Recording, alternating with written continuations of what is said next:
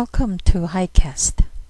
I'd like to show you how to make straight-through Ethernet cable for your network using RJ45 cable, connectors, cable cutter, and crimper. First, cut each end of the cable about 1.5 inch using cable cutter. Leave out wires, just to remove cable protection. Once you remove it, align each wires in order of orange, white, orange, green, white, blue, blue, white, green, brown, white, and brown.